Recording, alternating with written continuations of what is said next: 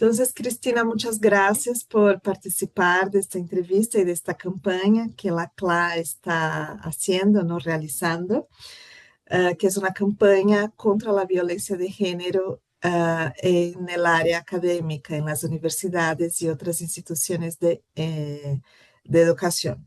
Entonces, la primera pregunta es, ¿cuál es la importancia, ¿no?, de reconocer las violencias de género que existen en las universidades? Gracias a ustedes, colegas, por hacer una campaña tan importante, tan necesaria. La importancia de reconocer siempre cualquier tipo de desigualdad, violencia e inequidad es justamente mitigar las condiciones que la producen. Es decir, si hay en las universidades grupos humanos enteros que viven violencia, que tienen desventajas de entrada por su género, por ejemplo, no solo las mujeres, ¿no? Entonces hay que hablarlo. ¿Por qué? Porque la violencia de género en las universidades, la transfobia, la homofobia, el machismo, hacen que estudiantes, administrativas, profesoras, habitemos ese espacio con una desventaja de entrada. O sea, cada día que entramos allí somos leídas diferentes y habitamos un espacio distinto en la universidad. Entonces, la violencia de género en la universidad es perpetuar la desigualdad, por ejemplo, en lo que tiene que ver con el derecho a la educación, que no es abstracto, ¿no? Entonces, la violencia es parte del derecho o de la vulneración, de la desigualdad en el derecho que yo puedo tener a educarme, a habitar un espacio, a estar allí sin desventajas o con la menor cantidad de desventajas posibles que se cruzan además con mi condición socioeconómica, de dónde vengo, qué nacionalidad tengo papeles, no tengo, estoy en medio de una transición respecto de mi género. Hay un montón de cosas que nos condicionan. Son grupos condicionados de manera diferente. Entonces, así yo no puedo hablar de derecho a la educación, Ujú. ¿no? Sí, ¿y cuáles son los tipos de violencia de género más frecuentes en la área académica, en las instituciones de educación, Cristina? Las universidades, que es donde yo he vivido durante muchísimo tiempo como estudiante, como investigadora y como docente, el tipo de violencia más frecuente en general, las estadísticas globales lo muestran, es el que ejercen hombres con poder contra estudiantes, administrativas y profesoras mujeres. No es el único tipo, pero es la estadística mayor, el grupo o el tipo de relación que se conoce más, ¿no? Docentes que ejercen acoso sexual contra estudiantes, autoridades de las universidades que ejercen persecución ideológica contra hombres y mujeres, pero con las mujeres esto se combina también con prácticas machistas, abusos de poder patriarcal, restricciones en la libertad académica, por supuesto, ¿no? Entonces, ese es el grupo más grande. Ahora, dentro de ese grupo también, por supuesto, hay no sé, persecuciones, por ejemplo, en estos años tenemos registros de persecuciones homofóbicas a estudiantes, ¿no?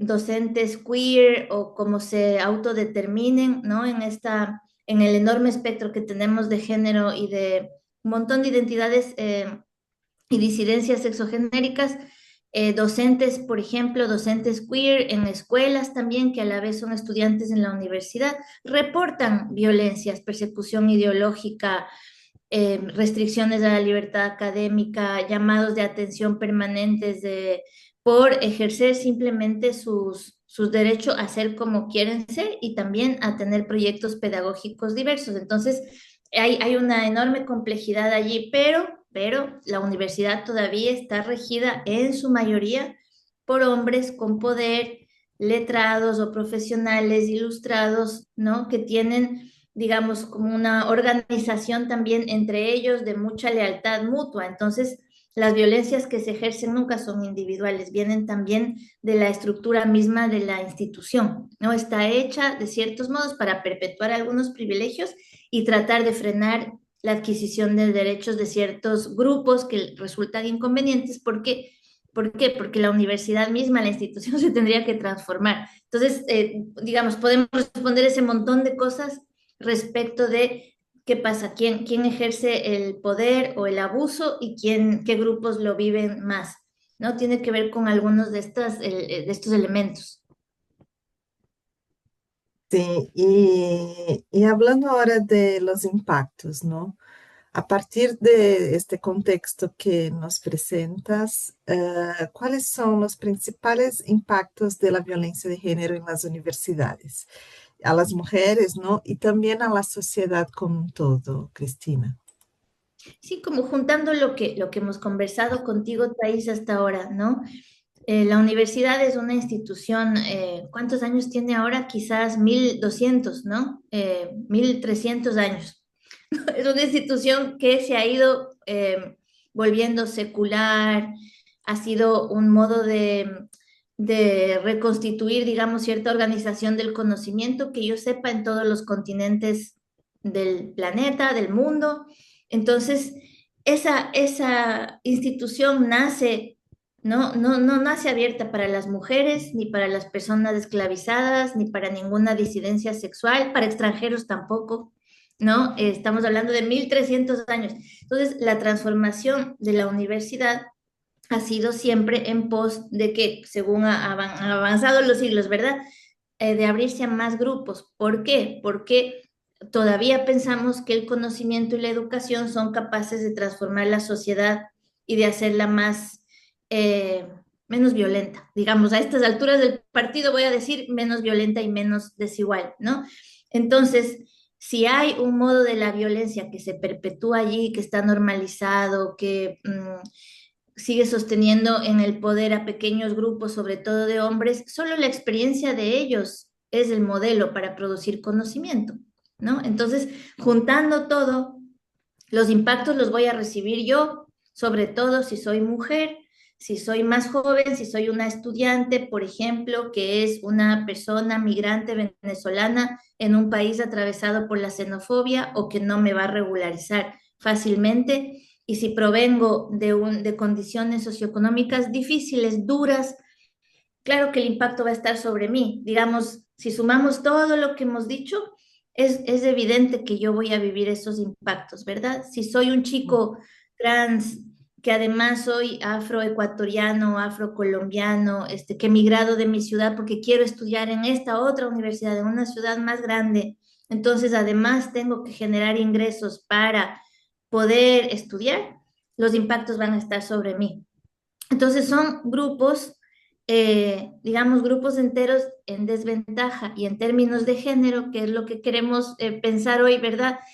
Normalmente, según lo que hemos visto, reportes, estadísticas globales en nuestros países todavía hay una invisibilidad estadística de violencia de género en las universidades, serán las mujeres estudiantes, administrativas que tienen vulnerabilidades de las que hablamos muy poco, las secretarias, el personal de limpieza, que está obligado también a hacer su trabajo para no perderlo, ¿verdad?